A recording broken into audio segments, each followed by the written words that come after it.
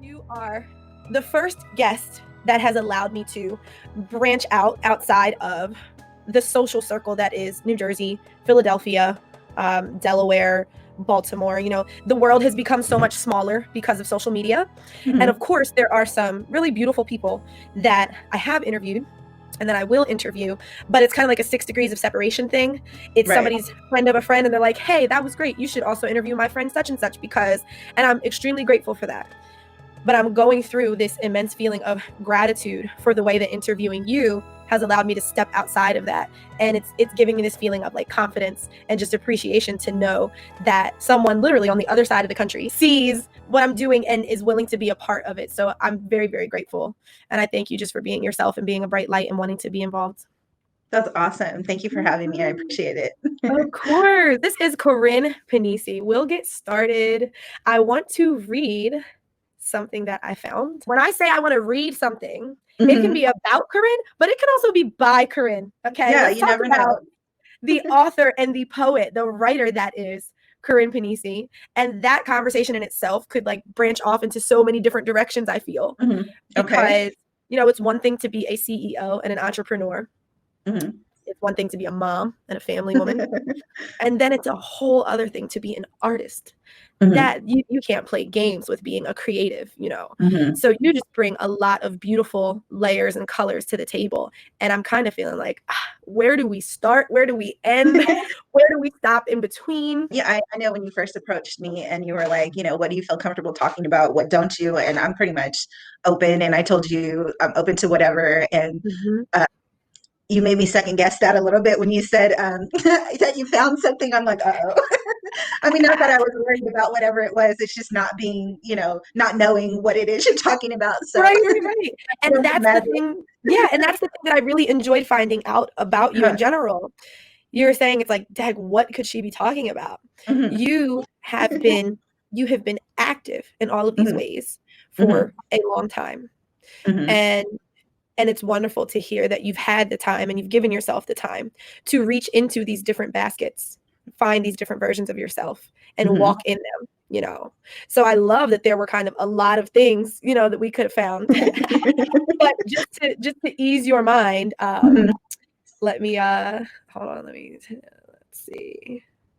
To ease your mind, it wasn't necessarily an excerpt from your book and it wasn't necessarily a poem. It was just going to be a little biography. Okay. So just starting off this way, the co-founder and manager of Resource Music, the CEO and founder of Panisi Publishing Company, a publicist, an event coordinator, a publisher, a writer, a poet, an editor, published author of the following books, Painted Toes and 3 Glances of Soul. You're an independent public relations specialist, an active founding member and board member of Project Face to Face as a nonprofit organization. And then it also shares that you have a special place in your heart for children all over the world, especially when it comes to your charity and education events. There's just so much gold here. You're golden. Thank you. Yes. And it's kind of like when you hear that nice list of the things that you've accomplished and the things that you stand for from your perspective. Tell me what it's like to wear those hats. Tell me how you feel about each of those things that you do so well. I mean, like, you just do them, and I think a lot of people who do multiple things are involved in a lot of things, don't even think about, I know, within our avenue of how we met each other, there's particular rooms and chats for spirituality and being intentional about things. But when you have so many things going on, you're kind of not intentional, even though what you're doing and like saying, the holidays just passed and through my nonprofit project Face to Face, we just celebrated our 10th year of serving the community. And we held 3 toy giveaways last year, just last month in December. And you just do it. You just know it's that time and you just do it, I guess you're intentional about what you do because it's within your organization. But when it comes to that and the preparation, and you just make things happen. Like I'm pretty sure, most people who do own their own companies and who do wear multiple hats, it's not like you're thinking about it. It's not like when you're organizing a toy giveaway, whether it's here in Alabama or however many you do, you're not thinking, oh, I'm a co-founder and director of my own nonprofit. Like, it's never a thought that goes in your head. You know what I mean? doing it and you're just serving your community and making it happen. You know, Wow. it's not something you think about, you know, Mm, or at least I've never personally thought about it, you know, until somebody mm. else mentions it, or like yourself, or until you have an Yeah. interview and you're like, yeah, that is I what I guess do, I guess you I know? guess it is about me, huh? Right. Yeah. Yeah. So, you know, it's intentional in creating the organizations and having your own, you know, companies and, you know, Mhm. doing the work for your community and stuff like that. But Right. when you're actually doing it, that thought doesn't go through your head. You're not like Yeah. saying, hey, you know, I'm a director and I founded this, you know, that it's never a thought. You never Mm, think about that. You're just more, um, you know, it's heartfelt, like at least for me, you mm, know, it's not just because I do things because I have a nonprofit and this is what you're supposed to do. You know, mm, we could be sitting around and I'll look at my daughter or like my brother and like, hey, let's feed the homeless. And then he'll look at me and he's like, yeah, let's do it. And I was like, right. okay, let's pick a date, you know, let's start calling people and let's give donations. You know, it's kind of like Mm, that kind of thing, you know. Um, mm. so that's funny how when you read it out to me, I'm like, yeah, yeah, yeah, I do that and I do Yes. that. Going, So okay. so one could say that you have just been walking in your purpose, no questions asked, no doubt about it. These are just the many different things that have been laid out for you. And you're just And like, that's who I you am. know, out of all those things, and I always feel like I just don't do enough. I always feel like it's not Mm, enough, and I always feel like maybe I mm, could have done this, or you know, what more can I do? mm, I never feel like it's enough. mm. Yeah. And that says a lot about how intentional. It's not really what I meant to say. It says a lot about where your heart is. Hmm. You know, people that are truly giving and caring in this way, where they willingly put those hats on, they willingly see these different paths and set forth and begin all of these journeys.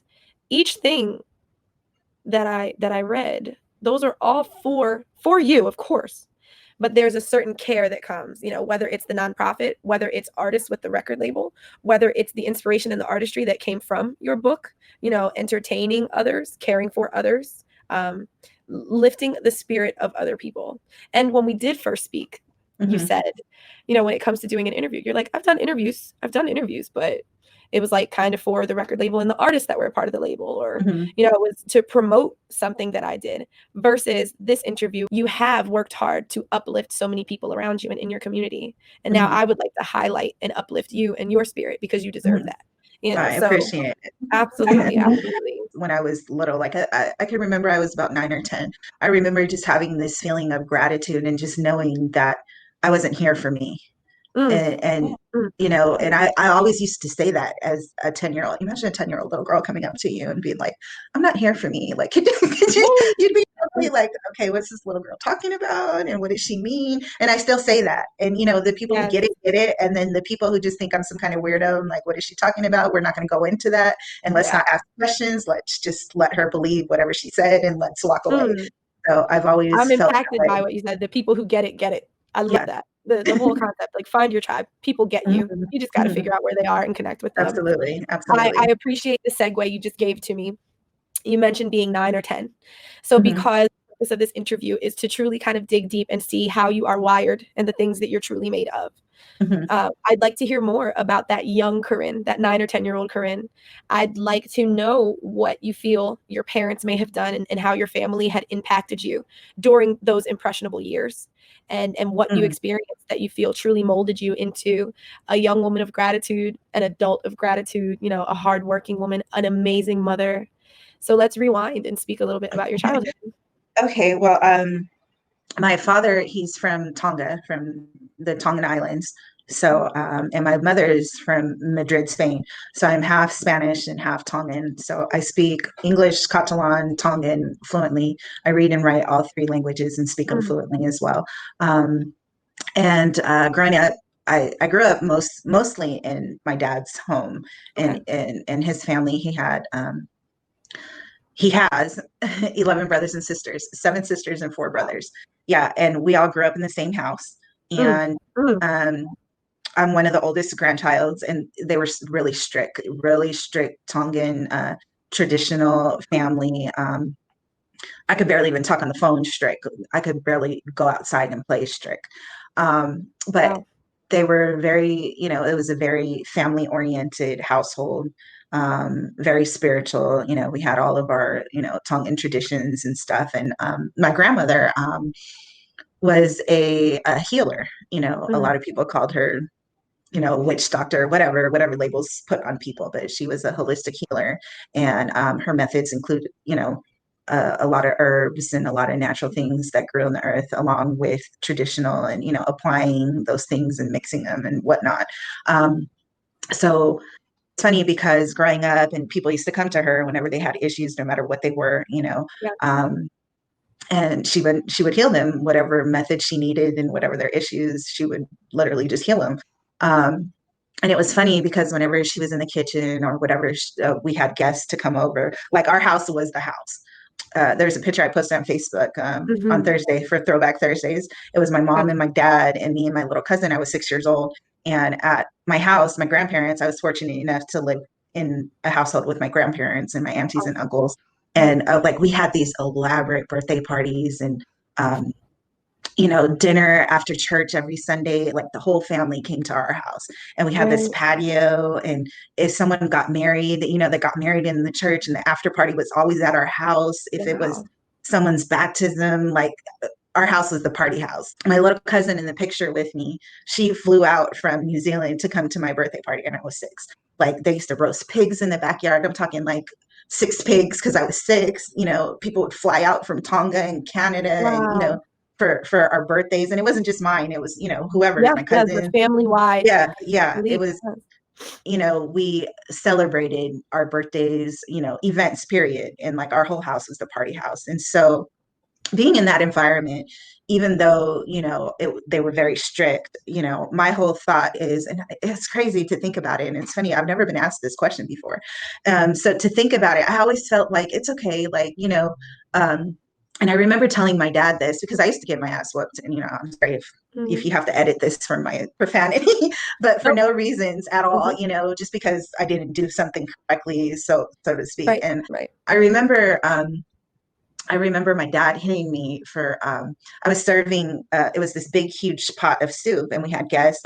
Mind you, I was 7 8 years old and I had to cook for my whole family. And like Mhm. Tongans don't have like 3 4 5 people. I'm not, you're talking about Right, 20 right. 25 people. So at 7 8, you're supposed to cook for your whole family by Mhm. yourself. And so I remember I was about 10, at this 10 11 maybe, I was spooning some soup, serving soup. But as I was spooning it, I didn't have a saucer underneath the soup spoon, Mhm, and I mhm. was just moving it to the bowl. And he said, "You're supposed to have a saucer underneath the soup spoon before you put it in the bowl." And I'm like, whatever. And then so I got a whooping for that. Mhm. But I remember telling my dad, like this echoes in my head, and I'll never forget this. And I was like, you know what, Dad, it's okay. You could hit me because it doesn't change the way I feel. It doesn't change the way I love. It doesn't change the way I think. So you could do whatever you think you're physically doing to me, but it's not going to change my spirit. And imagine me, 11 years old, and Tongans are big. My dad's a big guy, and I like was so fearless. And I just remember him looking at me Mm. like, what the, you know and things sound Wow. way worse in a different language, way worse, And so I got another whooping after that. But Because you talked back, right? right. Right, right. Mm. So I always had this understanding, and going back to my grandmother, she would always kick all the little kids out whenever she was healing someone, except me. But she wouldn't tell me to go, and she wouldn't say it was okay for me to stay either. But I would always stay, and then she wouldn't tell me Wow. to leave. And all the kids are like, "Well, Corinne's there," and then she'll just like, "Just get out," And then like even when she was cooking, she never said, "This is how you cook, and this is what you're supposed to do." But she always let me stay there and watch her. Even when people would come and she would do her healing, she would never Mm, teach me, but she'd let me stay and watch. So mm. she was teaching me because she knew I got it. You know what I mean? And then she Wow. would kick out all my other cousins, any other little kids who were there. She's like, go, get out, go play, or go do Mm. something. And she'd always let me stay there, whether it was cooking, whether it's healing, no matter what she was doing. I never left. I never wanted to go play with the kids. I wasn't interested in playing. And it would be different if there were just like one or two kids that she'd be, Yeah, getting rid of versus you. But as you yeah, said, this is a large family. We're talking maybe you're saying yeah. 10, 11 kids are getting sent away, and then Right. you're the one who gets to. Yeah. So she never was telling me to leave, but she never said I could stay. And she never said, oh, do this, do this. She would just let me stay there and watch.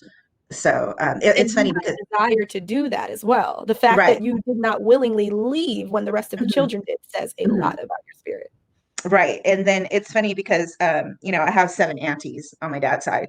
My mom has a big family too. There's 11 of them. So she had 9 brothers and sisters too. No, 10 brothers and sisters. Mhm. But I grew up in my dad's household. Like when I was younger, I grew up with my mom and then I moved in with my dad about 5 or 6. So the majority up until I was 17, I stayed Mhm. with. So but my aunties sometimes call me and ask for some of my grandma's recipes, Mhm. when they feel like cooking something. I'm like, man, you haven't figured out how to make that yet? And they were Right. like, we know you know how to make it. And so I would give them the recipe, or they're like, we Wow. can't figure this out. Can you just make us some and we'll come pick it up? So it served its purpose definitely. And it's just like kind Mhm. of, there's so many superstitions. Like I remember my grandmother saying like, "Oh, you better close your curtain because if the moonlight if you sleep with the moonlight shining on you, something might happen to you." And I was like, "Let's test this out." I'm like 7 or 8 years old. Really? Okay, let's Wow. pull the curtain. I was like, that anything she said, I was like, let's test this out. And I would wake up in the morning. Wow. I'm like, Grandma, you know what? That thing you said about the moon, so not true. And then she would just look at me, cuss me out in Tongan, and then tell me to get out of her face. And then, like any little superstition, I'm like, let's test this out. Really? So it's Hey kind of man, like listen, trying it. I'm really taken back by this whole conversation. And there's like 5 things that I want to touch on. I don't know where to go. So having the pleasure of speaking to you, a few times over these last several weeks, it's like, I don't know, was your grandmother right about that moonlight thing? maybe Yeah, it it was might just have stuff did that we something, couldn't right? see. Mhm. Uh-huh. Maybe it was stuff we couldn't see that was going down because you are extremely gifted in many ways. Do you believe in astrology overall? I never dabbled in it, but I believe I read my horoscope every now and then, and when I hear other people say certain things about astrology, it's kind of true. Yes. Um, Pardon me. there's certain things about it that I was like, okay, that makes sense. But as far Mhm. as like finding out what my moon sign and all that is, Yes, I resonate deeply with your thoughts on your family. mhm, I love that everything happens for a reason, and our family backgrounds in terms of how close-knit they were, how traditional they were. My family is from Trinidad on my father's side, mhm, and my mother's side, they are mixed black and white, but they're very tight. There's a lot of togetherness and mhm, a lot of celebration that is the theme of my mom's side of the family. So as you said, every birthday, every event, every graduation, every baby shower, it was a huge thing. And there's something to be said for that type of collective celebration. When one person is celebrating one graduation, but you turn around and you see 30 and 40 and 50 people behind you supporting you in that thing. mhm, Anyway, astrology. There is a particular planet, and I don't remember what it is, but I have read in my own chart mhm, that there is something that dictates the type of connection and relationship that you have with your family. There's mhm, there's a there's a certain aspect that could happen up there when you're born that encourages that.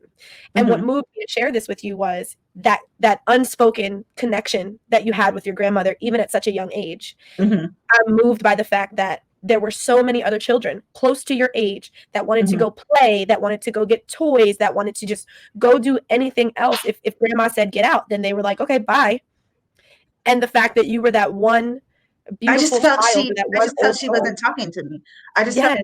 she wasn't talking to me. And even Mm. like I can remember at 6 or 7, I just felt like you're not talking to me. So I'm not budging. I'm not moving because And she never said that she wasn't. no, She never but she said, I'm not never talking said to you. no. But that is just what you felt deep inside. Yeah, and she And never said she wow. was either. It was kind of this unspoken thing. And she'd look up and everybody would leave and laugh. And I'd just be sitting there and no matter what she was doing, she'd just like look up, look at me and like, okay, she's still here. But she would never kick me out. She would never tell me to go. And it didn't Beautiful. matter what she was doing. And then I just felt like I always felt like she's not talking to me. Like she's talking to y'all. She Right. ain't talking to me. Beautiful. And I just remember, like what 5, 6 year old little Mhm. girl doesn't want to go play with all her cousins. And they Mhm. were creative. They came up with some real creative stuff. I used to watch them. I just was never interested. Like, even in high school and junior high, and I'd rather just sit. I would just sit in my corner. I would eat. I was nice. I would say hi to people. People would come Right. up to me and I would say hi, but I'd rather be writing. I'd rather be just Mm. in my own thoughts. And it wasn't like I was rude or stuck up. I just, you know, I'm glad that you mentioned school yeah. age career. planned on moving forward a little bit. Mm-hmm.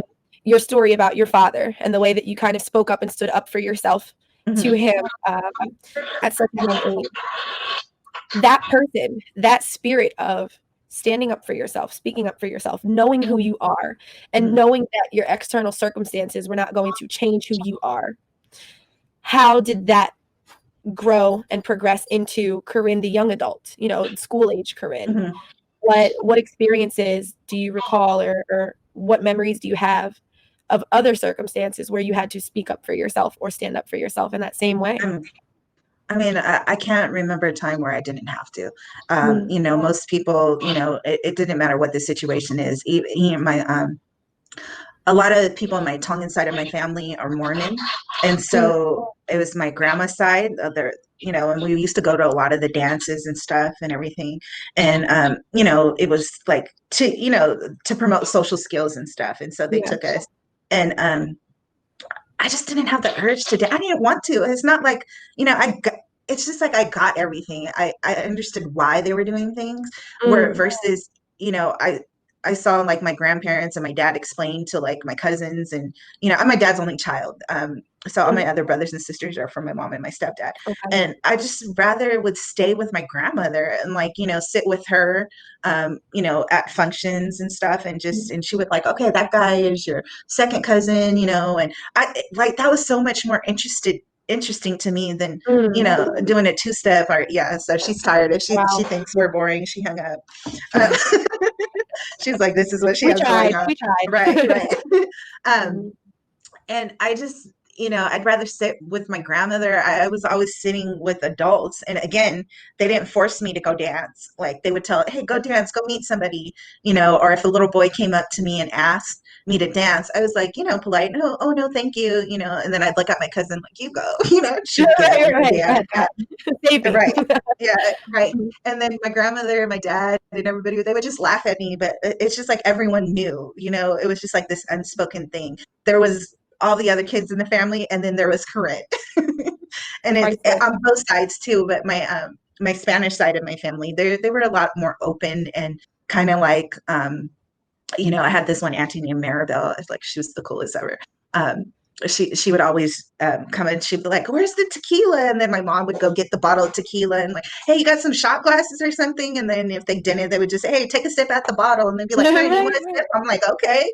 So you have one side that are so strict, so extreme. And then you have the other side that's like, here, take a shot, tequila, wow. like, where they're so open and like, be you, and hey, either going to like it or you're not, one way or the you other. are the best of both worlds. So I wouldn't say that, but, just trying to balance and having to put on the different roles of being, being the Corrine here with your dad's family, or just being the Corrine at church, or being the Corrine at a function. I was always myself, but Yes. you would have to, I don't know, kind of be a little bit reserved depending on what the situation was or who was around, So, but certain things like a big thing that Tongans celebrate is funerals. So when somebody passes on to their spiritual, from their physical to their spiritual side in our Tongan custom, it's a celebration. I mean, sure, we all wear black because it's a protective color in the Tongan culture, and it's a mourning color, but mainly it's for us to all to get together and protect this person's spirit and soul, and make sure that their transition from their physical body to just plain spirit is a smooth transition. And a lot of people don't get that. We take pictures with the open casket and we go and kiss their bodies. It's like a whole celebration for us. Right. And I remember when I was still dating my ex-husband before we got engaged and got married. He was like, you're going to what? And you're going to take the girls with you too? I was like, yeah, it's part of our tradition. And he was like, yeah, I'm going to stay out of this one. And then, as he never wanted to go to the events or anything, I'm just like, okay, whatever. But I didn't force it on him. I didn't force it on the girls either. I mean, when they literally have no choice but to come with me. And, I used to tell them, if you don't feel comfortable going up, to your auntie or uncle or cousin, whoever's body, then you don't have to. You could sit down. And they're like, no, I'll come with you. So they kind of got used to, seeing death. But but in a celebration aspect. Yeah, this Yes. person's going to go on and you're going to miss them in their physical form, but they're still here because they're still here in spirit. You're They're just giving not them. contained by a physical body like we are. Just imagine how awesome that is, Yeah. and so it opened up their mind a lot. And then them just being mixed too, as from different cultures, and being all the things I am plus more. And they're actually more diverse than I ever was, in Mhm. their understanding of things. And I've kind of always did that. Like when Suliana called, I just put her on the phone, and like when I have my business meetings, I put her on speaker. And I've always done that so they could get used to the conversation, to Yeah. what we're saying, to the lingo, to how to speak in certain situations. And so I've Mm. always included them. Like when I first got my first invitation to Clubhouse, I sent it to my 17-year-old. I'm like, hey, you be a part of this. Right. There's I'm 41 years old and just got onto this. Like, I'm reducing all this. You don't have to wait until you're 40. You get on right now. That's Here. amazing. Yeah. So I kind of like just not necessarily kind of what my grandma did, not necessarily saying, hey, you Right. have to do this, but here's the invitation if you Mhm. want it. And it's your choice whether you want to go on. And here, you don't have to be a part of the conversation, but let me put you on speaker so you could hear. If you want to get off, then that's up to you. If you want to stay, hey, trying Right. to just be open with them. And I've always done that. And even now when I have meetings, I even asked my 17-year-old, I asked Asia if she wanted to come and sit in, and she's like, Mom, like, that's so boring. Like, yeah. And just to speak briefly on the mission of this podcast and the different intimate and sentimental things that I went through Mhm, when I decided to make this podcast happen. One of the thoughts I had, I want to ask you the kind of questions that your children may not care about. And I love that you just said that. The kind of questions where your daughters are like, sounds boring, mom. Sorry, listen to it later, mhm, But I am deeply moved by the idea that when Deja and Suleana are mhm, in their 20s, 30s, 40s, 50s, that this video or this recording will be somewhere and they'll be able to go back and listen to it and value it for those different reasons that they have obtained because of their age and because of their experiences and maturity. So mhm, I love that you brought that up because I've explained that before. In season 1, I said that to a guest who's a father and his son is 11. And I was like, listen, he may not be in the room listening now, but I'm mhm, so excited for him to be 30 something, your age now. When she's mhm, 41, she's going to go, oh, wait, it's really awesome that I got to listen to my mom explain different things about her grandmother and her family. mhm. And, at the age of 17, I may not have cared, but now here I am. Um, and just the connection that I had with my grandfather is the reason I was starting it. And I know if I had my way, I wish I could go back and listen to everything he's ever said because that's how much I connected with him and cared about his words and his stories and his wisdom. So you are just this bright and amazing woman who's doing amazing things. And it's like, yes, 30 years from now, people will be able to go, oh, wait, let's go listen to that interview where she did talk about her family and her upbringing because Mhm. we're interested in knowing like what made her, this amazing person. So just a little thought on that. I'm really glad that you brought the girls up. And I was going to segue to motherhood in general. Mhm. Now that you've spoken, in a little more detail about your family background, I love that you explained you had strict on one side and a little more loose on the other side, Mhm. something that I also resonate with. And wanting to know how you bring that into your family, the family that you are the matriarch of. Um, you've already said, and this is what I gathered from what you just Mhm. explained, stay if you want to stay, go if you want to go. Therefore, giving them that voice and that understanding of it's you who's going to make this decision. It's you who's going Mhm. to understand what you desire ultimately and then act on that desire. So that Mhm. already tells me like that's one of the things I feel you do because you were the child of a father that was so harsh in his thinking of who you were supposed to be or trying to take your voice away from you. Right. So I think, yeah, and I forgave him a long time ago. I actually moved out of my dad's house when I was 17. Um, and he still kind of holds that against me. Like right now, um, we'll talk or we'll see each other on at family functions and everything, but we really don't have a relationship, nor does he have a relationship with my daughters, mm, which kind of sucks. But at yep, the same time, I get it. You know what I mean? Like, right. and I forgave him.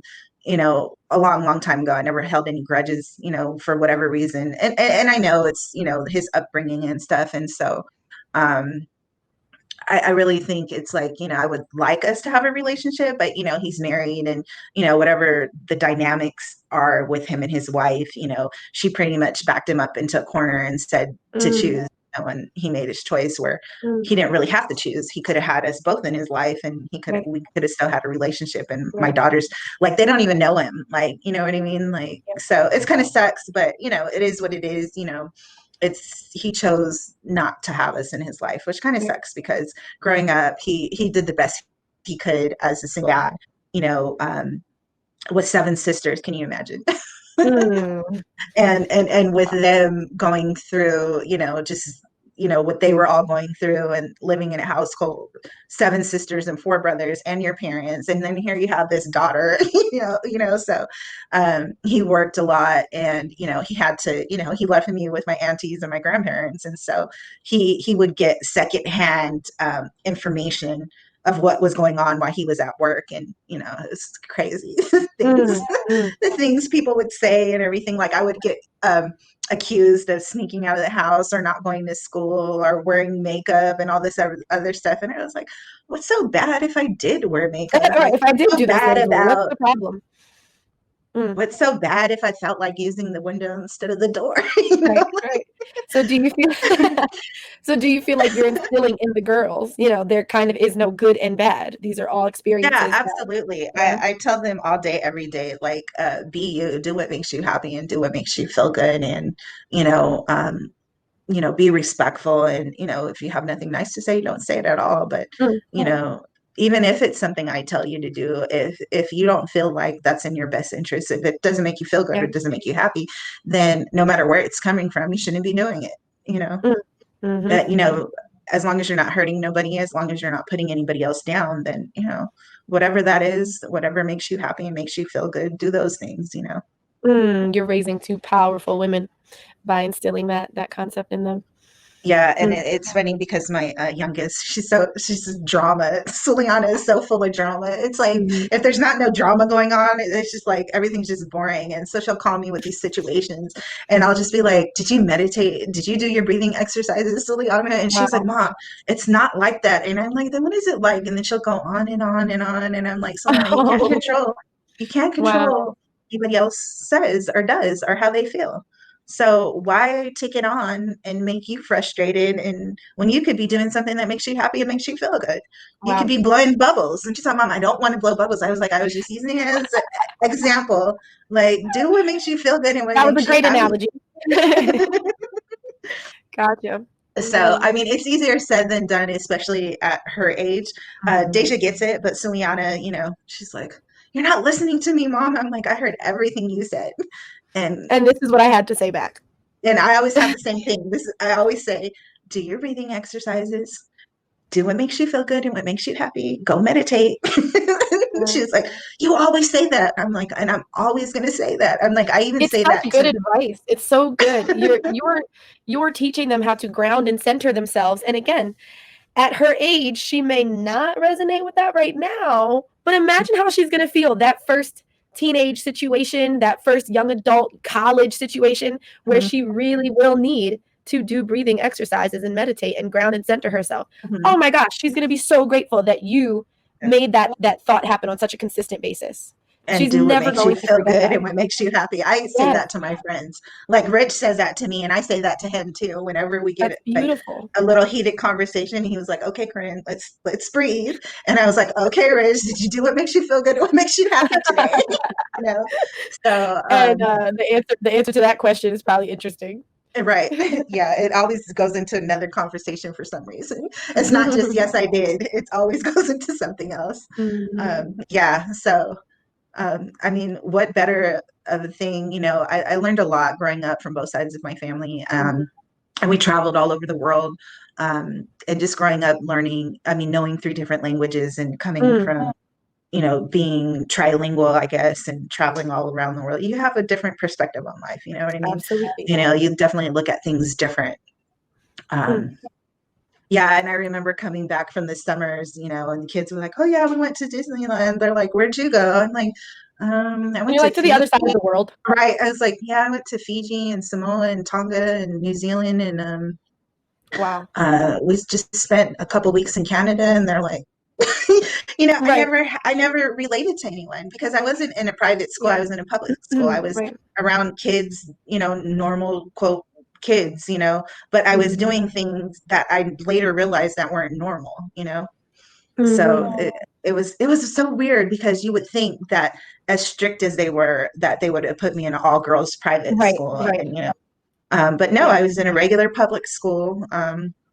And traveling and spending summers in a different country every summer was normal to us. Yeah. And then when you come back and go back to school, and they were like, "Oh yeah, we just went to my grandma's house up the street," or like, Right. "Yeah, my Or auntie's I house." had a funny thought. Isn't it funny to think that the kids that went to Disney World or Disneyland, they Mhm. thought that their vacation was better than yours when they heard you say, "Oh, I went to Fiji." And a child doesn't know what's truly in Fiji or what Right. truly comes of a new cultural traveling experience. And they're over here Mhm. like, "Oh, well, my Disneyland trip was better than yours." Right. And Obviously, lo and yeah. behold, no, it wasn't.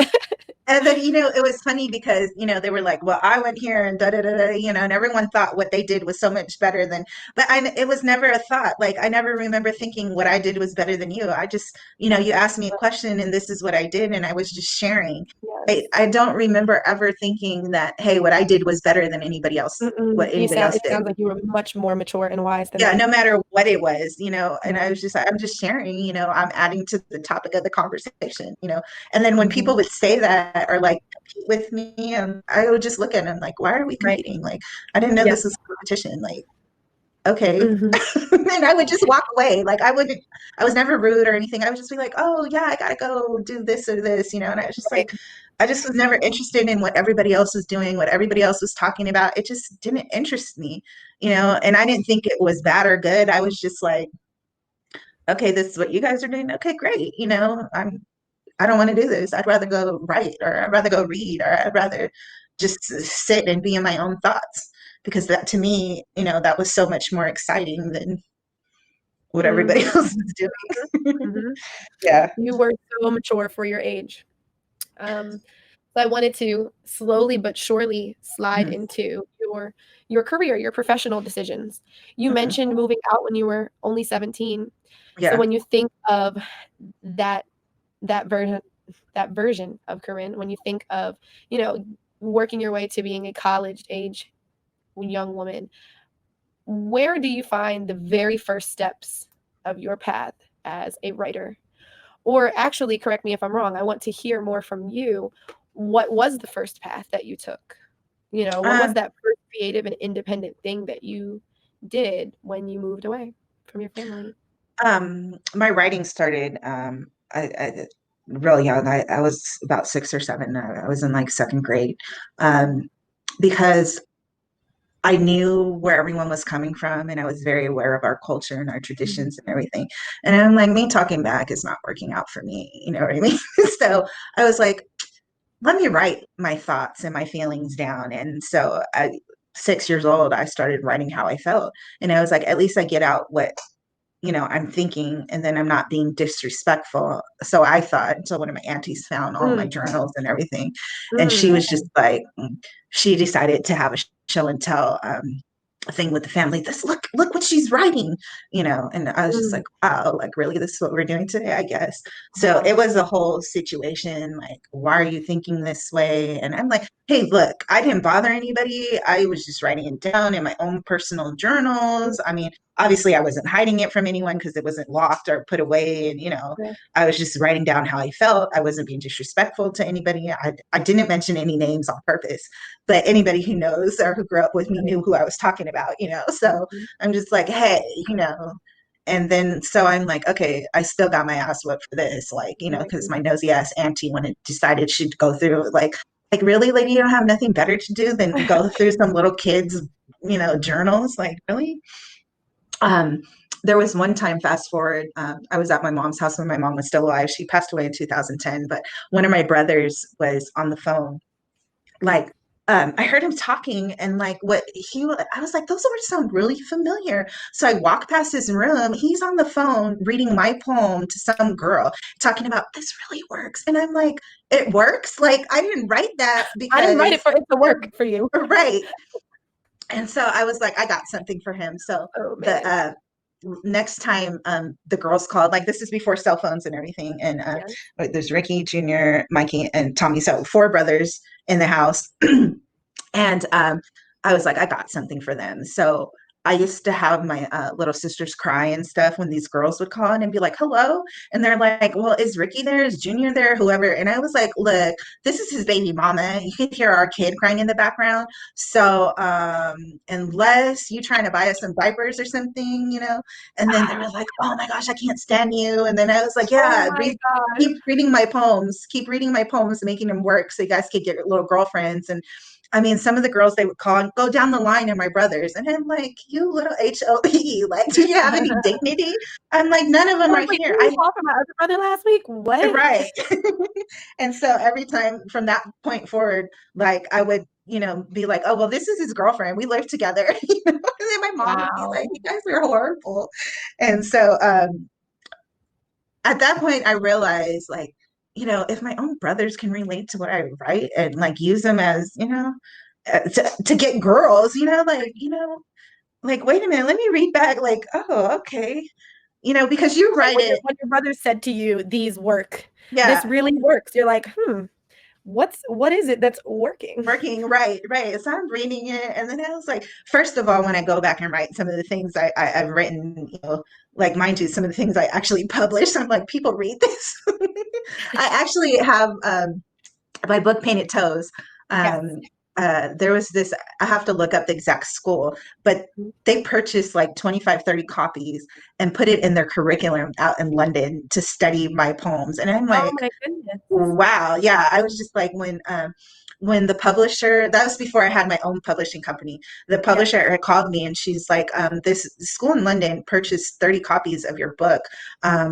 To include in their curriculum to break down, how you break down poems and stuff. And I'm like, Yes. okay. And to think that when you were writing things that your brothers were stealing from you for their girlfriends, you had no idea it was going to evolve into something that was impacting Right. someone so Right, to far away. where they study it in their curriculum and their literature in their poetry classes or whatever, and break down my poems and review them. I was just like, wow. Wow.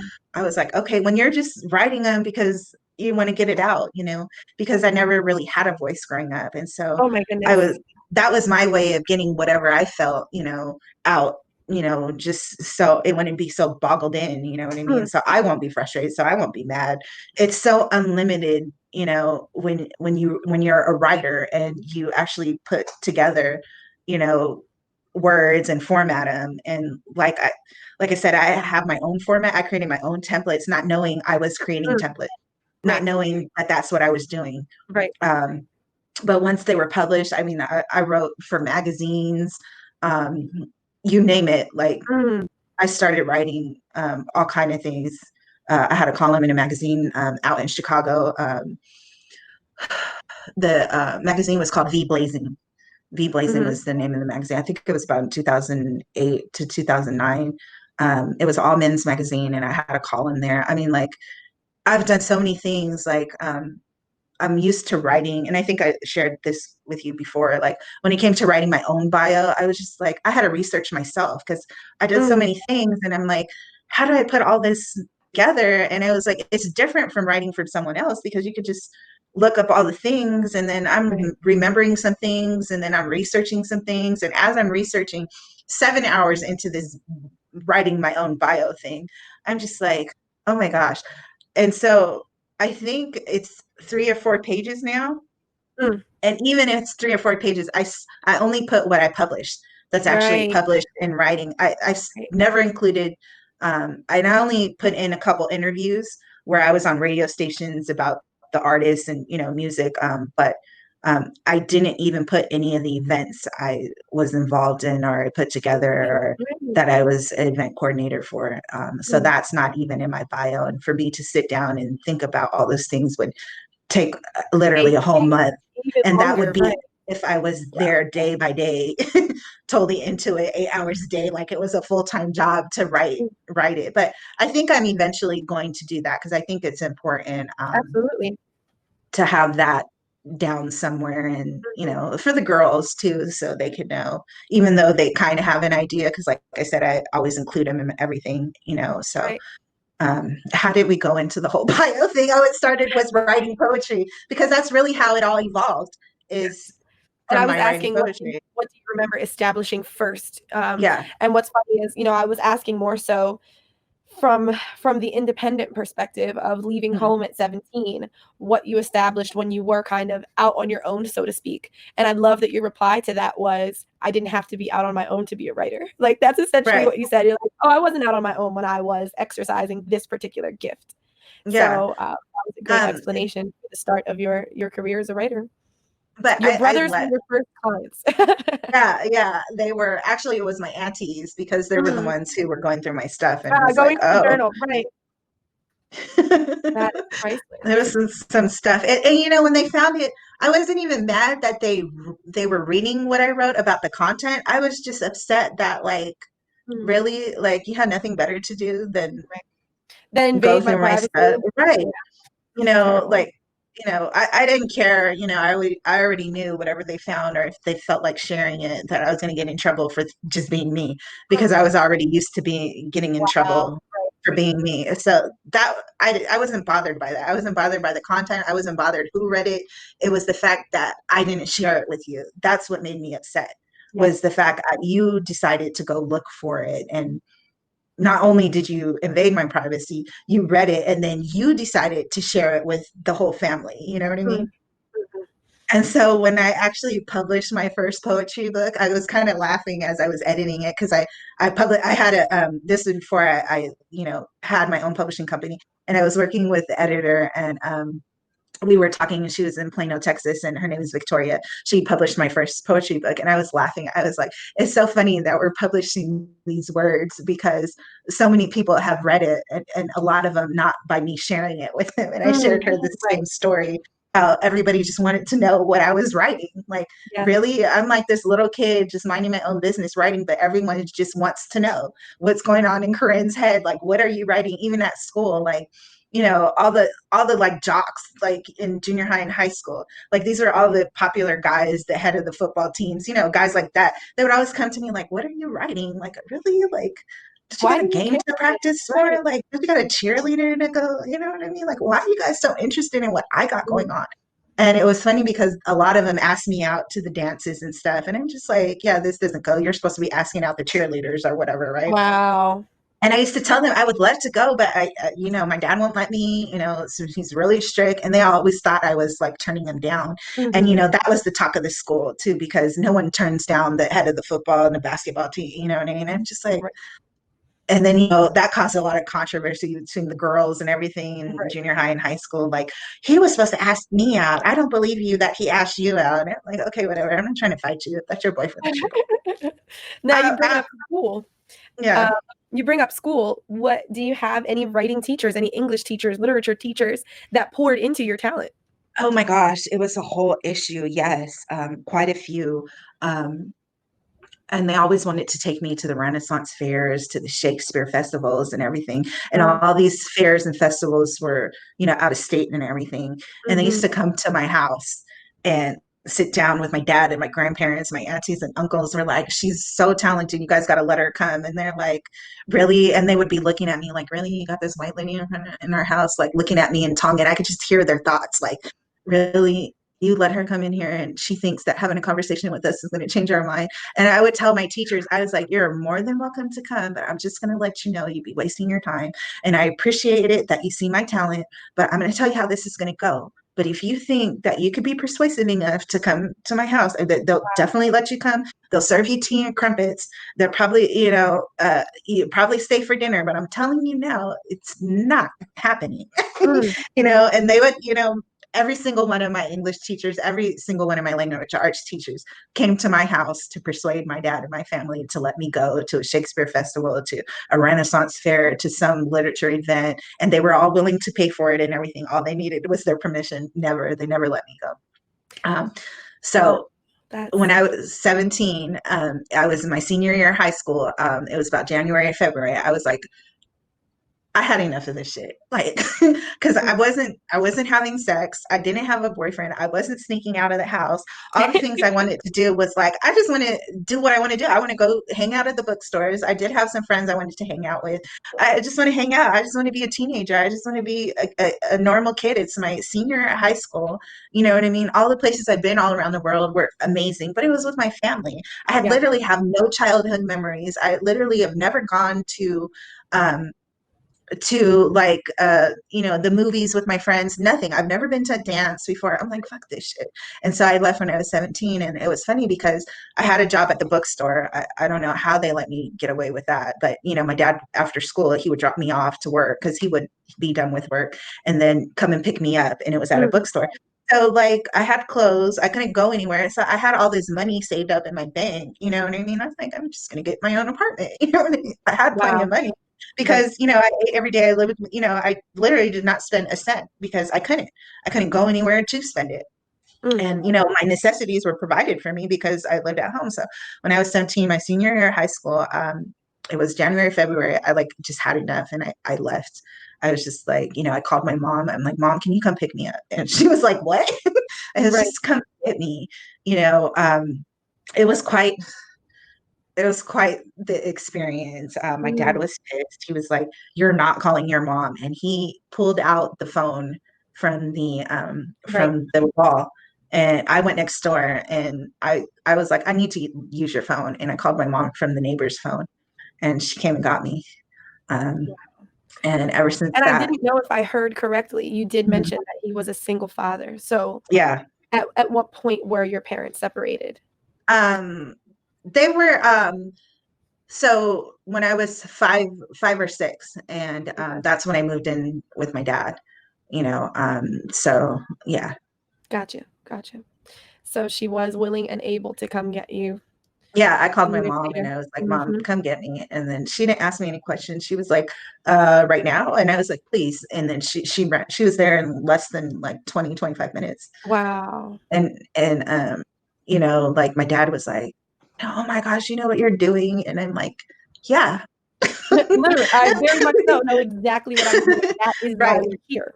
Right. And Wow. then my dad was cussing my mom out. My mom was cussing my dad out. It was Oh a my whole thing. goodness. The whole neighborhood was outside. My Wow. grandparents, they were like, "Oh my gosh," my grandma was crying. I mean, it was a whole situation. And I was just like, "Mom, just come on, let's go." But you knew that that's exactly how the next aspect of Mhm. your journey had to go. Yeah, it was no other option. Right. I was just like, I gotta go. I love them, and I know they're gonna be mad at me, and whatever they're gonna hold grudges, and however this is gonna go, that's not for me to worry about. I need to be a kid. I need to live my life. I need to do the things I want to do, the things that are gonna make me feel good and make me happy. Right. Um, like literally, Mm. so I was just like, I'm out of here. Yes. you know, Yes. and it had nothing to do with me being mad at anybody. I wasn't, I didn't hold grudges. Like I said, I forgave my dad that very same day. Like, I get Yes. it. I get you're Yes. mad. I get you're upset. I get however you're feeling, but Yes. that's not my responsibility. Right. Right. You know what I mean? You did a wonderful job, and thank you. But Right. And moving forth, that's what you had to do in order to continue to be yourself. I resonate with your story, and I moved out at 19 for very similar reasons. And I know that my thinking was, if I stay here, I literally can't be who I feel like I am. exactly. You know what I Yep. mean? This is who y'all want me to be. And I've been this person, which has been very, very hard. Yeah. Obviously, and you guys see that it's not working out because you feel the urge to hit me. You feel the urge to always say something to me. Like it's not working out for on both ends. You know Mm, what I mm, mean? Like, mhm, mhm, let me go. I, mhm, I don't know what to say about it. I like never regretted that. That was the best thing I could have ever done. mhm. And again, I wasn't mad at anybody. I wasn't pointing fingers at anybody. I just needed to be me. Right, And I couldn't be me staying in that environment. right. And I wasn't trying to be disrespectful to my dad or his family at all. Like I still love them all Yeah. unconditionally, you know. Mm. Um, and I just don't know what else to say about that. Yeah, It yeah, is what it is. listen, I think you've laid it out very clearly, and what it is extremely inspirational for anyone who may feel like they're struggling and playing tug of war with the idea of being who they truly are and being who other people want them to be. So with Yeah, that you don't have to. said, yeah, You you don't have don't have to play that game. And with that being said, let's move into a new phase, a new stage of this conversation. Let's talk to. about the beautiful things that have come out of Corrine Panisi just being herself. Those beautiful things, for the sake of this interview, have Mhm. been your two books, owning your own publishing company, as well as having your own record label, as well as having your own nonprofit organization, your own charity. So I would like to speak on those things, the fruit that's truly come from all of Mhm. those endeavors because you stepped out and said, this is who I need to be. So let me know chronologically. Is it Painted Toes that comes first? Is it the publishing company that comes first? Is it Three Glances of Soul? What happens? Like, what's the order of these things? The first book was Three Glances of a Soul. I co-wrote that with two other people. One of the artists is from Texas, which is actually the publisher's son, and the other artist is from Africa. Mm, And the publisher, Victoria Fruitrigger, out in Texas, the way I got to know her was she had a poetry contest. And this was in seventh grade. And I entered the mm, poetry contest. I was like 13, 14. And how did I find out about this poetry contest? Because we weren't online. right. Um, I think I read about it in a magazine because Okay. I already subscribed to writers magazines and stuff Right. like in junior high. I don't know, weird. Like who Awesome. does that? And it's You not like do. any. You And do. yeah, I did. And it wasn't like any of my aunties or uncles or anybody that I knew that I looked up to was doing this. It's just something I was like, into. And I heard there was a poetry contest, and I was like, yeah, let me send in a couple of my poems. And I ended up winning. Not only did I end up winning, the prize was to be published in a magazine. Mm, And so that was my prize. So I got published in this amazing. magazine. And then the publisher, Victoria, she called me and she was like, would you be interested in having your poems be in a book? Mm, There's this writer from South Africa and also my son who writes too. And you guys all kind of want, I guess we approached her separately about publishing our poetry books. And so instead of having different projects, she thought it was a great idea for us all to include our poetry together in a compilation. And we were all for it. So, right. that was Three Glances of Soul. And then I had a lot of my poems published in different magazines and online and different avenues, just Hmm. from, from people Right. reading, that book or something I wrote. And then I thought to myself, why have somebody else publish my work? Like, so I Mm, started researching how to start your own publishing company. Um, and after a lot of my work being published out there and stuff, and I was like, you know what? But at that time, I had so many poems written, and Victoria had approached me, and she was like, "You got all this work. Um, right. let's publish your own book now." And I was like, "Okay, I'm for that." And so she ended up publishing it, but we put in, Panisi Publishing Company because she knew I was in the process of getting my own publishing company. She's all like, "Let me Hmm. publish it, but I'll give you the credit. We could put your logo on the book and stuff, and we could say it was published by Panisi Publishing Company, and then that I Wow. edited it and proofread it," which she did. So I was like, okay, I'm for that. And then she was like, and then, whatever, whatever projects or books you want to publish, you can do it through, Panisi Publishing Company, and you won't need my help anymore. And I was Wow. like, so she kind of, was selfless and was like, hey, Yeah. if you want Sometimes your own that's publishing true. company, I'm going to give you the game. Here's how to do it. So shout out to Victoria. Seriously. Yeah, because she kind of guided me, and it all Yeah. started for me entering her poetry contest. Hmm. Um, and that's how I ended up having my own publishing company. Um, Amazing. yeah, And then Painted Toes comes out of that situation?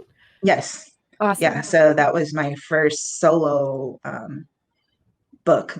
Yeah, and then I ended up publishing my friend who's an artist, and she's a poet too, and you know that Obama picture when his inauguration, it was a painting, and it was everywhere. It was on stamps. I recall. Yes. Oh, He yes, yes, did yes, yes. that first painting. Her name is Bella, and she did his first painting, and yeah, that was her creative artwork. Oh my And goodness. so yeah, so she's like, yeah, she's one of my really close friends, and I ended up publishing her book. It's called The Very Air I Breathe, and it's a compilation Mm, of her paintings and her poetry all put together. So wonderful. that ended up being my third book. And she actually let me write the I don't know what you would call it, the summary, you know, what's printed on the back of the books that say what the Okay, book is kind of like about. a synopsis, Yeah, yeah, summary, yeah, yeah. epilogue sort of I situation. don't know what Gotcha. the formal terminology is Mhm. for that, but I ended up writing that and also publishing her book because she said, "Well, you got to be a part of the project. I don't want you just to edit and proofread it. You know, I want So you yet to." another selfless person that wanted to give you exactly what you deserve in terms of Right. So opportunity. here I Mm, am editing her stuff, trying to make it work, and she's telling me she wants me to be a part of it. And then she was like, "Okay, write the summary," you know. mm. And then so I ended up writing the back cover, but she wasn't satisfied with that. She's like, "I need you to write the introduction too." I'm like, "Oh, really?" And Wow. then so I ended up writing the intro and the summary for that book. And so when you open up the first pages of the introduction, I wrote it. Um, and I didn't just write it, I wrote it in the form of poetry. So the Oh my introduction to The Very goodness. Air I Breathe is in the form of poetry. And also I wrote the summary. So that was my third book. Um, Mm, and then, so that's the publishing company. as well as the books. Hmm. Yes. And then Project Face to Face, which is my nonprofit organization.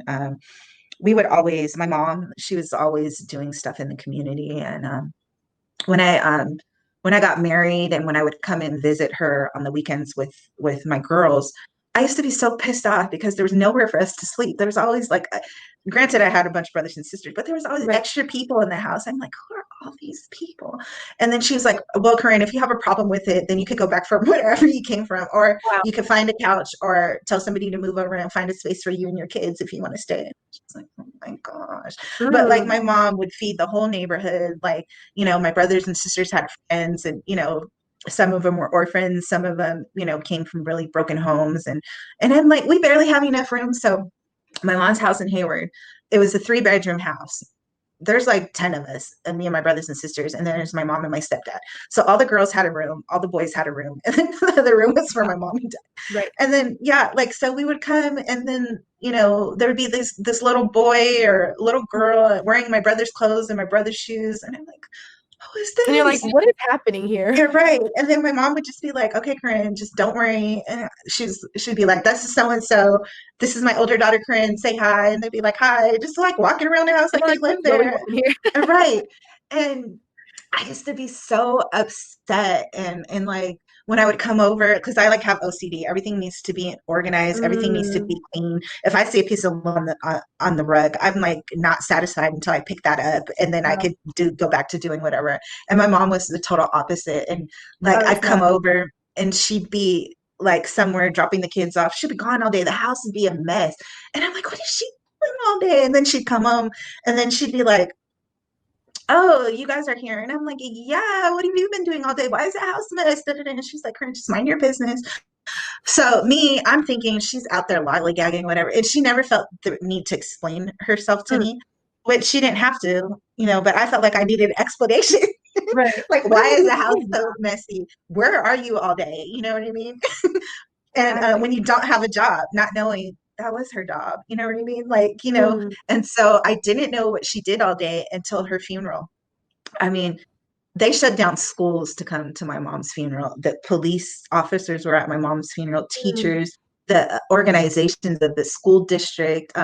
Like she knew bums by names, but she also knew the district attorney by name. You know what I mean? Like there were so many people at my mom's funeral. There was people were standing up, people were lined up outside. Like the funeral home could not hold enough people, even if it was at a bigger location. That it was nowhere that you could have had her funeral at to where it could accommodate everyone who came.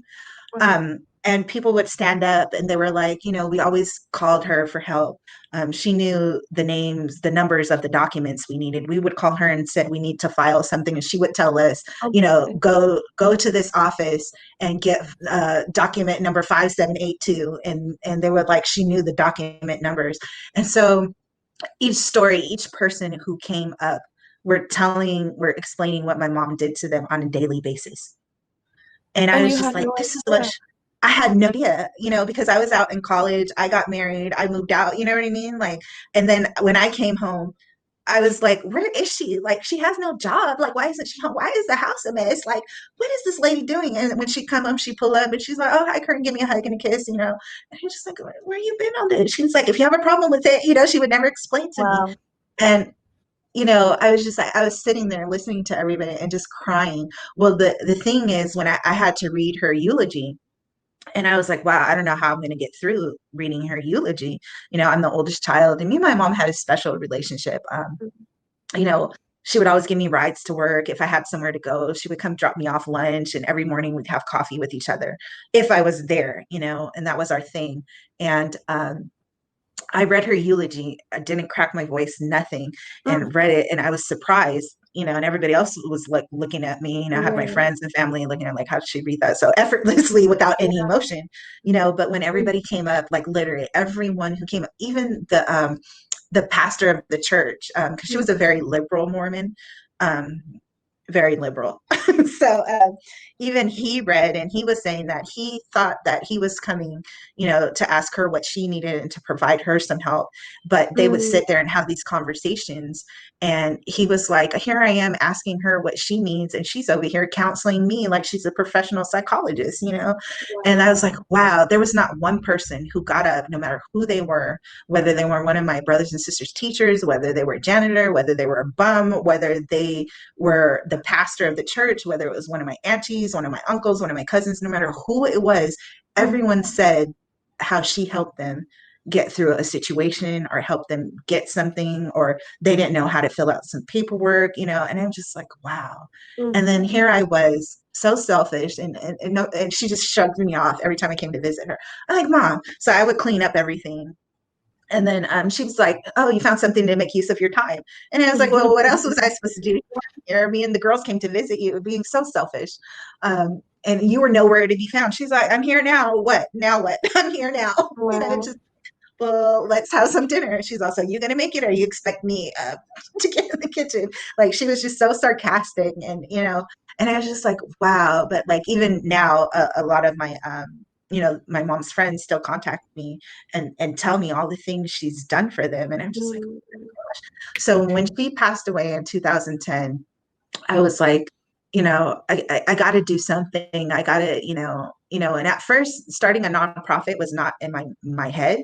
I was just like, it started out with the very first toy giveaway that I did in 2010. Mm. I was like, I know enough people, like the church I was going to, the pastor at the time, he was like, he wanted to do something for the community, and he was telling me the programs. And I'm like, why did he just single me out and call me in his office and tell me, it's just like he saw something in me, and I already had it in my heart. And I was like thinking, like, I need to do something in honor of my mom. I need to, continue her service to the community. And I was like, I hadn't even compared to half the things she did. I'm like, where do I start?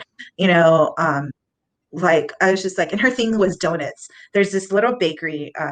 It was owned by this Asian couple, and they Mhm. knew my mom. And every Saturday, or was it Sunday, one of the days, she would go and Mhm. get a box of donuts, and the box was a pink box of donuts.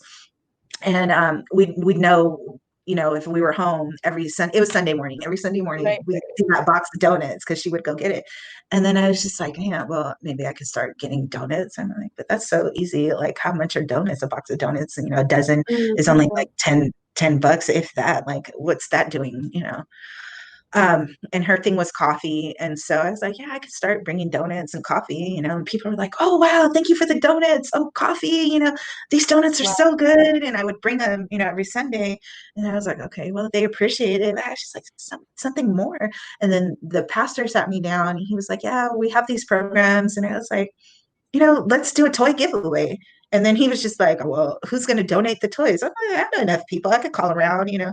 And he's looking at me Mhm. like I'm crazy. Like, really? You're going to do a toy giveaway for the whole community? And you're talking about, you know, enough people. And he's looking at me like, how many people do you know? And me, I wasn't thinking about the quantity of people. I was just thinking like, you know, the The people and the people. quality of the Yeah, organization yeah. I was even. like, I know Yeah. enough people who would be like, yeah, I'll go buy some toys Mm, or I'll donate. So I started calling around. And I remember like mom used to request toys right. from her church. And so I called her church and the pastor was like, yeah, we'll donate some toys. And then I was like, okay. And then I started talking to people and I started doing a little research and I came across Toys for Tots. Um, and I called them and they're like, do you have a nonprofit organization? And I was like, no, but you know, I'm part of a church. And then they're like, well, most churches are nonprofit organizations. I was like, oh, I didn't know that. And then Yeah. they're like, oh, what's the church name? And, da, da, da. And the first year in 2010, they donated 3,000 toys, but it was just not only toys, there were shirts, there were books. And I was just like, The wow, first year? yeah, we got Corinne, 3,000 how did you toys. organize? How did you, I just called them. I just called them I mean, and how they did you asked. handle getting 3,000 toys? What was the process after that Okay, like, having all of that come into your possession? right. So, you know, I got to my brothers and sisters and you know, the members of the church, and I'm like, okay, well, they said they're going to donate 3,000 items, a combination of toys and books and stuff. Can we go get them? And so, you know, one of the church members had a van and another had a pickup truck and we just made it happen. We went and Oh my picked them up. And then I was like, okay, we need to organize these and, you know, how are we going to put it out to the people? And, you know, are enough people going to come? Are we going to have enough? Is this wow. enough to serve the community? And it just so happened, not many people know this, but the very first toy giveaway we had in 2010, the was Earthquake. He played Santa Claus, but he didn't want the wrestler Earthquake. He didn't want people to know it was him, so we didn't advertise it because he Wow. just wanted to do it to help because he knew the Yes. pastor, Oh and my that was his goodness. friend. And and then so many people just came. Hey, I want to donate. I heard you were giving out toys to the community. Can we come by? Can we? I was like, yeah. And then I Oh was my like, god. you know what?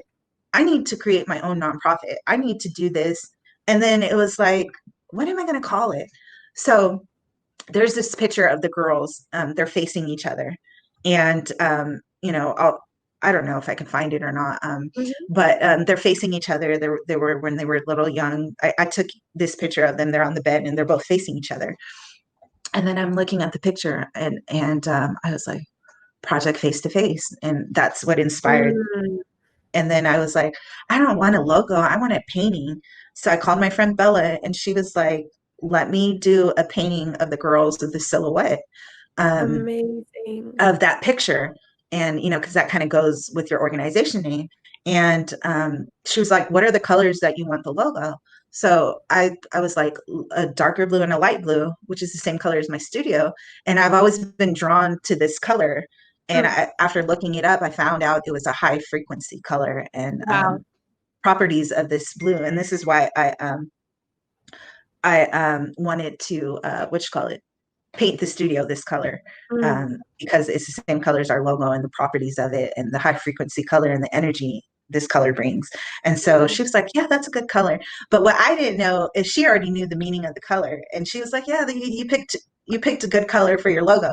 So she paints it and it's an actual painting. And then I was like, yeah, I want this to be my logo. And she was like, let's see, how do we convert a painting into a logo? And Right, so she right. actually figured it out. And actually, because of that, because me wanting the painting converted into the logo, she she ended up having her paintings available on a digital platform because of that Wow. whole situation. So that Wow. evolved into her having her paintings available digitally too, not only, you know, because I wanted her painting Mm, my logo. So yeah, that evolved into a whole different thing. Um, so every year I started, you know, just saying, hey, I want to do this on a yearly basis of doing a toy giveaway.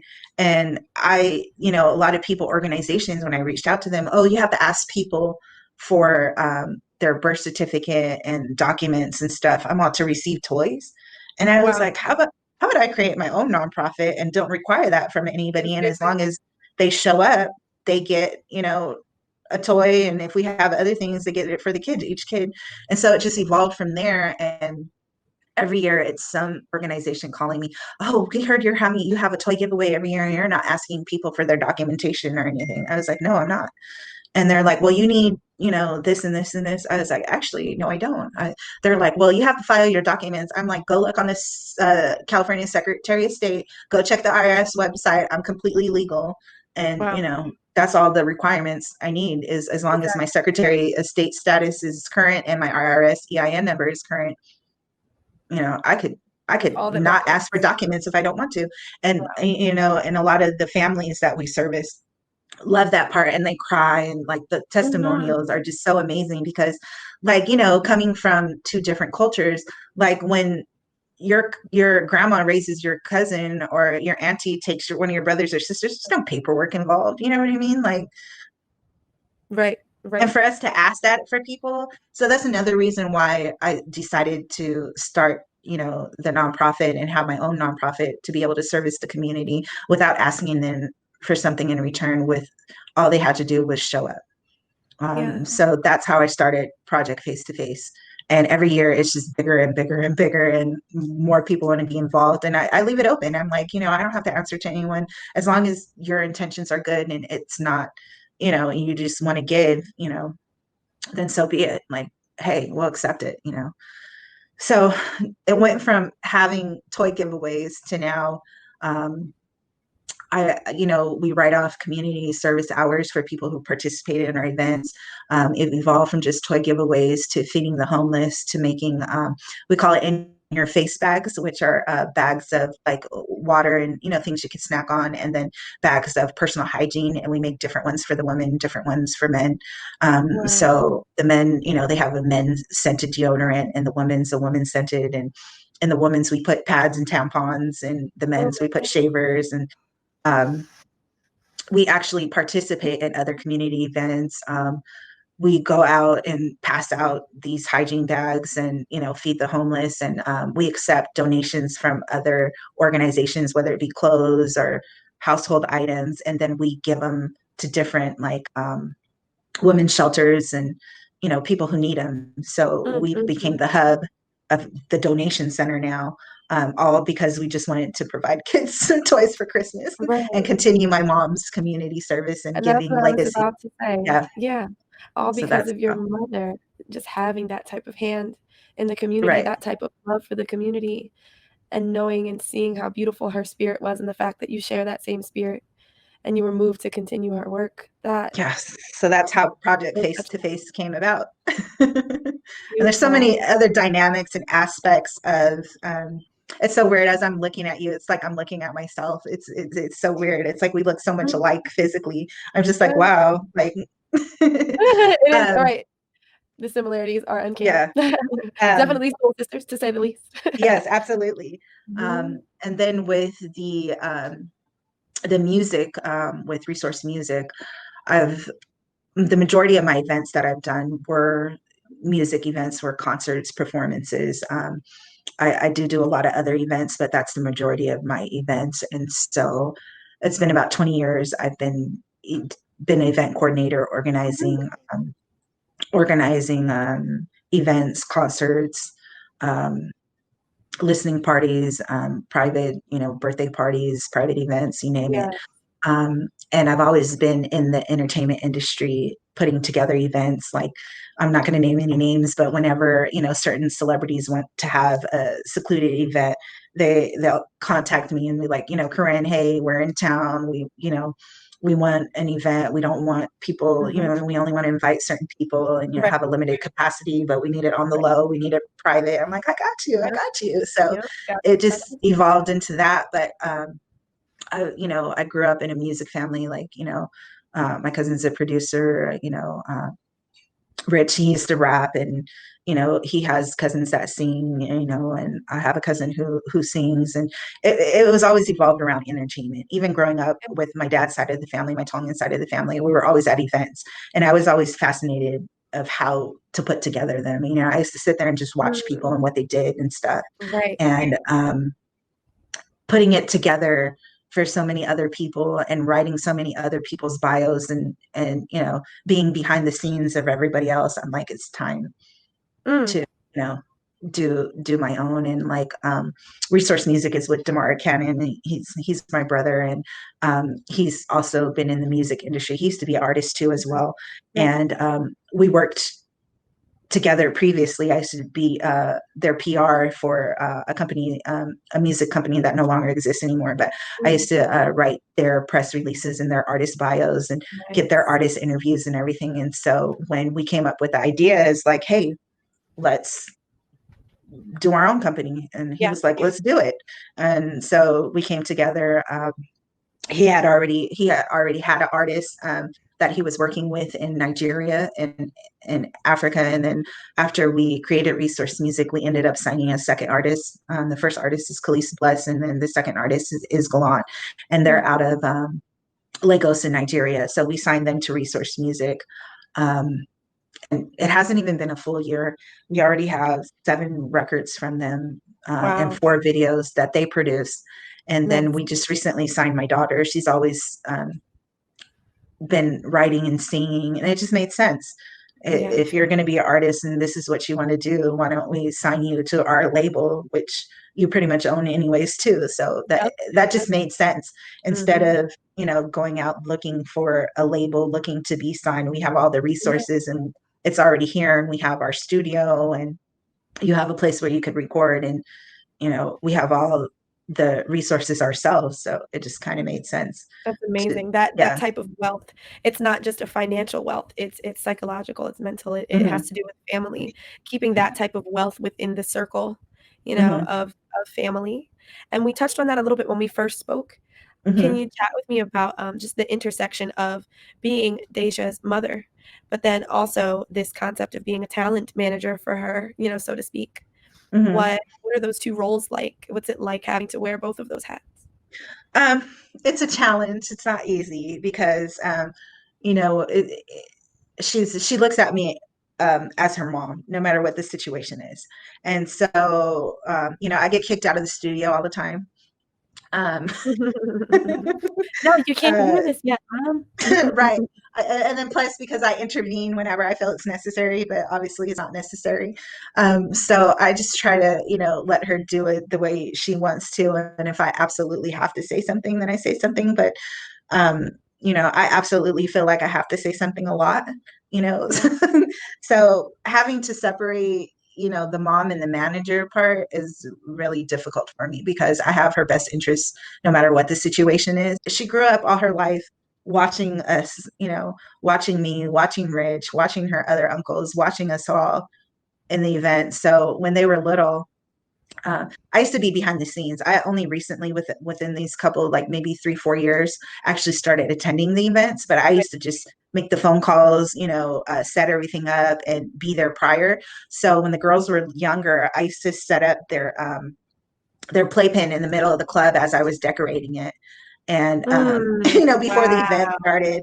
And then if it was an outdoor event, I would set them up their little princess tent in the middle of the field or behind the stage, set them up. And so anywhere I went, they came with me. And if it was at a club and they wanted me to attend, I would bring one of my sisters or one of my friends to watch them in the hotel room while I attended the event. But prior to, if I could bring them, I had no choice because even when I was married, my ex-husband, he's in the military, so he was always gone. So it was just me and the girls all the time. And so when people wanted me, like if there was an event, they're like, we already know we got to pay your babysitter, and we got the girls, tickets to Disneyland or whatever the kids attraction was. Oh, we got the girls tickets to the zoo, wherever the event was, and they wanted me there. They already knew I had the girls, and if it was at night, the babysitter was involved, and so they already included that in the accommodations. Amazing. Like, we got a separate room for your babysitter. We got the girls tickets to Circus or whatever it was. Right. So people would know that now they could stay by themselves, because they're old enough and they're teenagers or whatever. But given the pandemic, is dedication. That's dedication, and I like how your dedication kind of spilled out and over into how other people perceived you. They still wanted to work with you, and it was not a burden or an inconvenience for them to assist in that way because that's how much they valued what you did. Yeah, So, absolutely, absolutely. Yeah, they I have a lot of nicknames in the industry, and I didn't know they were talking about me until like a couple years ago. I used to mm, always hear conversation of like, oh, there goes Suge Knight, and oh, here comes Hitler, and Joe Jackson's in the building, and I used to laugh with them those are until interesting choices. because I'm very particular. Everything has to be right. Yes. um, we were hanging up a sign one night, and the club opened already, and the sign still wasn't fixed, and we had already put it up and taken it down 5 times. Oh my And gosh. the security guy at the door was like, "Come on, Corinne, it's time to open the club." I like, let him in, let him in. If you got to let him in, but the sign is going to be right. And so the people who were helping me, they're like, "Oh my gosh." They're like, "Oh, here's Hitler," and I was like, so all this time, when you guys are referring to Hitler, Joe Jackson, and Suge Knight, you guys are talking about me, and they all started. Everyone fell out. I'm like, wow, wow. That's But terrible. that's how I had to find out that Oh they my were god. talking about me this whole time. Um, and then we had to take it down 2 more times after the club opened Oh my because it still goodness. wasn't straight. Now, if you put it together and put it straight the first time, we wouldn't be going through this. But it was funny. We That's literally true. took that sign down 7, 8 times before it was right. And That is and they didn't get it, but I'm like, this is our brand. This is who we are. This sign exactly. says, this sign is us. It's like you're putting yourself up on the wall. So, everyone who walks by this is how we represent ourselves. Nobody knows we're personally behind it, but they're going to know this logo. They're going to know this sign.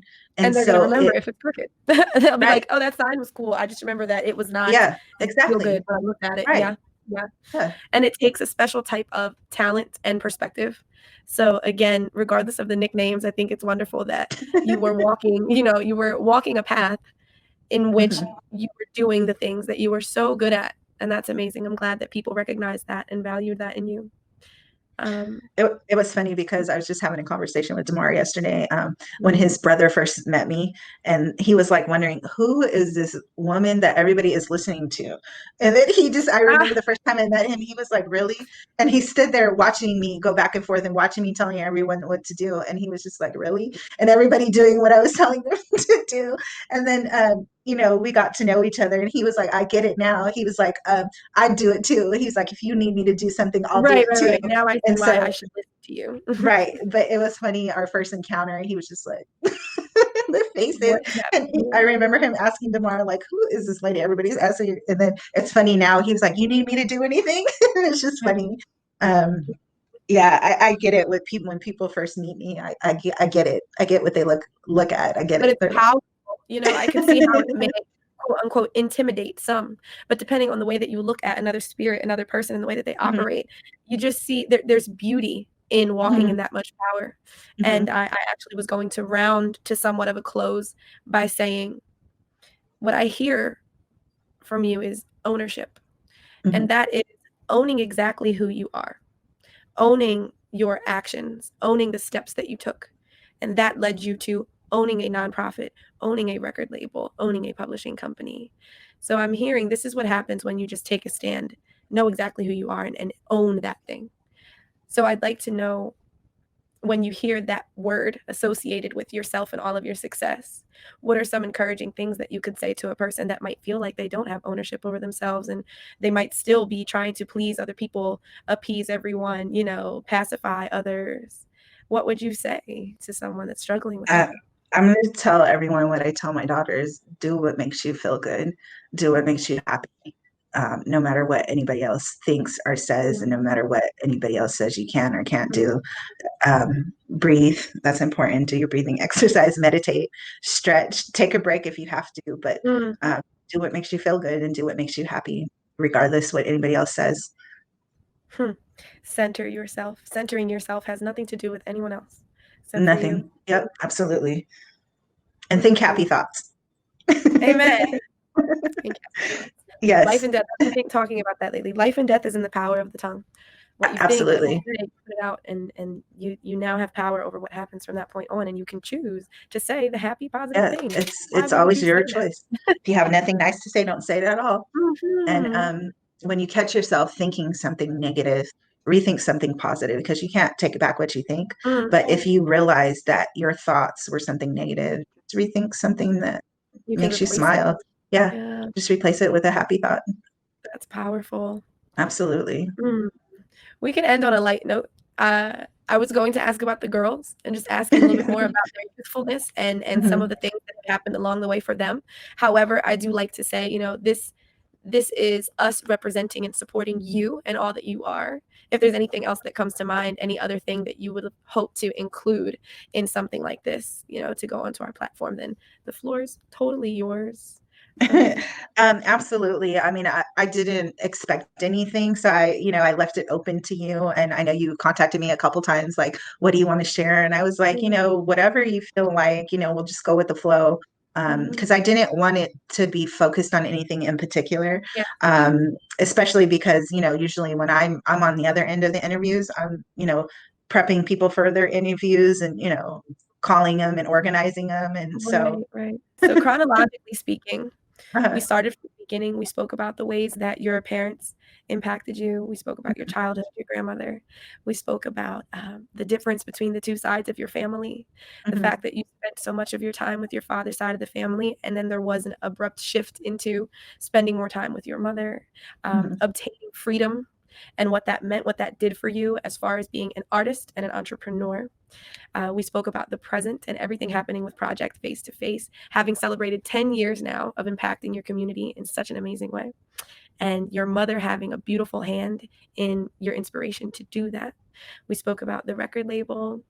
So we went from past to present and spoke on all these beautiful things. So now going into the future and knowing that your daughter has been signed to your record label, mhm. what do you see as both a mother as well as the CEO of the label? What do you see happening for Deja? What do you wish and hope for her in her future? And same thing with Suliana. What do you really kind of pray into their futures? Well, I just know that they're wonderful, they're amazing girls, and whatever they end up doing is going to be just absolutely amazing.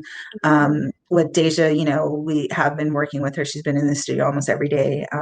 She's actually on a strict schedule where she has voice lessons, she has dance lessons, and Mhm. she's been recording, she's been writing, and so we're preparing to release her first single within the next month or so. So we're working on videos and visuals and all that fun stuff. Mhm. She was born for this. The way she lights up when she's in the studio, and she's just natural. The way she writes, the way she sings. I, Mhm. I can't picture her doing anything else, and I don't think she Wow. can picture her doing anything else. And she knew, we used to have conversations when she was 5. She used to tell me that when she becomes famous, and it wasn't nothing particular that she didn't say she was going to be an artist. She's a 5-year-old little girl talking, and she's itty bitty. That's Right. my nickname for her, itty bitty, because she's so tiny. She's like, Mom, when I become famous, you only could get a condo or a townhouse, because you're not going to need a big house, because all you're going to need is a room for you, and then another room for when me and my sister come visit you. And I'm just like, oh, okay. She said that at 5. At 5 years old. And so, and then Mhm. we used to play these games. So the girls and I, we used to sit on the couch, and we just used to open up the blinds to outside to sit there, and we used to grab the clouds and picture that Mm. we were somewhere. We had a globe, and we just twirl it. Then we would stop, and that's how they learned geography. That's how they learned Wow. where all the different places were in the world. And not only that, we would stop on it, and we would pick, so let's say Crete, and we'd land on Crete, and then we'd take the clouds, and we'd look up what they eat in Crete. And then one of the girls was like, I'm eating falafel, or I'm having a Wow. Mediterranean salad, and would just picture us being in different places of the world. Beautiful. Where we used to have conversations that Sully would be like, yeah, I'll be in France. I need a place where I could have a view on the Champs-Élysées with a direct view to the Eiffel Tower. And I was like, oh, okay, you're Okay, planning to make a lot of money, huh? And wow. these were conversations that they used to have, and they were just little, 5 to 6. And now here we are, they're teenagers. I've got their passports, and I traveled all around the world. So why not give that to them too? So literally, we could go anywhere in the world if it wasn't this coronavirus. If we could actually travel, we would be somewhere else right now. But that's coming real soon. But the girls, they spent their whole childhood watching us and watching me and being included in everything that was going on. And so whatever they do, whatever they choose to do, is going to be amazing. And their contribution to the world, to the universe, is going to be something wonderful. So, obviously Deja signed to the label, and her introduction to the world and what she's going to share is music. So Liana, she can sing too. But she has this inspiration of fashion and stuff, and still trying to find herself, which, no hurry, no rush. Whenever it hits you, it's going to be amazing. We're all going to be able to witness it, and whatever that is and whatever she decides to share is going to be equally amazing and wonderful. So, yeah. You are doing such a beautiful job with both of them. I love that you just shared that story about the globe. And as you were speaking, I couldn't help but to just think to myself, I'm speechless. I'm genuinely speechless. Beautiful. You were teaching them how to manifest. Yeah, absolutely. To speak out into existence everything that they were learning about the world, about being comfortable with traveling the world, about the fact that the world has so much to offer, and that they are worthy of going to experience all of those things that the world has to offer. That is beautiful, Corrine. I could not imagine. When I was a young girl, the thing that's imprinted into my mind is that my father's side of the family was extremely religious, but I don't recall my mother's side of the family doing much regarding church, God, and religion. And I think I got to a certain age, probably 5 or 6, and I noticed that, Mommy, how come Grandma goes to church, but me, Mom, doesn't? And I don't forget that my mother said, well, for me, Mom, and for me and my side of the family, love is our religion. And it sounds so simple, a little bit cliche. I know people say it all the time, but for that little girl version of me, knowing that that has stayed with me and that it's a very powerful statement to me to this day, into my 30s now. Love being a religion, the concept of how you can believe on a spiritual level in love, unconditional love, agape love, all of it. I don't forget that was said to me at a young age when my brain had not even fully developed to truly understand what she said. Absolutely. But it stayed with me. And I say that to say, I know that the girls are not going to forget that their mother invested that type of time and energy into showing them this world is yours and you can go get whatever you want from it. Absolutely. Girl. Wow. Beautiful. Beautiful. Absolutely. I thank you so much for your time. Oh, thank you. I have a feeling there might have to be a part 2 to this conversation. Okay. It definitely feels like, this was beautiful. I feel like there was a theme of, of family influence and just the trajectory of you as a beautiful woman. And now I'm just like, well, wait. I feel like we could do a whole episode just on each book. You know what I mean? Or a whole episode just dissecting what your favorite piece is that you wrote. Oh, wow. Yeah. I used to host a radio show. There's so many things that I've done. I used to host poetry events. Yes. And a lot of people don't know that I'm actually a poet and that I have books published, and, I write. A lot of people don't know that part of me. I'm surprised to hear that. I am. But I get it. Especially the people that you've met more recently, introducing yourself to a person. You don't always necessarily say, hi, my name's Corrine. Oh, did you know I'm a poet? Just wanted to make sure you know. Right. So, it's not a topic of conversation, and especially when in the event scene, you're at an event, you're behind the scenes, and it just doesn't come up with the people you meet, and so that's the only reason why people don't know, is because that's not a topic of conversation, in that kind of environment. So yeah, whenever I'm up to it, I enjoy your energy. I enjoy you having me on your show. It's such an honor. I appreciate it. And if you want a part 2, I'm game. Yes. And I didn't know. I forgot. I do recall you mentioned having your own radio show the first time we spoke on the phone. I appreciate constructive criticism. So if anything comes to mind as for what you could see me changing for the better, or any holes that you may have found, whether it be in this interview or anything else that you see on the platform, I'm absolutely open to your input. And I kind of like the dynamic of our our interview of how you just kind of let it flow. I mean, you did have specific questions, but I kind of rambled off, and you just kind of let me go, and that's kind of nice because you allow people to share whatever they feel like they Yes. wanted to share at that given point in time, or something I didn't think of, but because you asked the question, it made me think of something. So that's awesome. That just made me so happy. Those things mean a lot to me. I feel like I didn't have a voice for so long, and it's meaningful for me to make sure other people know that they can express themselves authentically.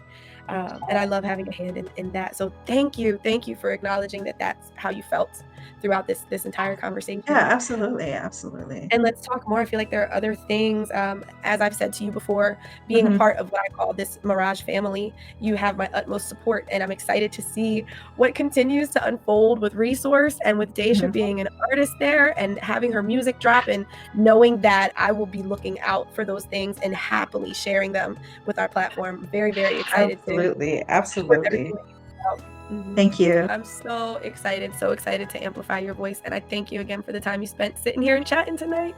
Thank you for your time and your energy, and for sharing your light too as well. I appreciate it. Thank you.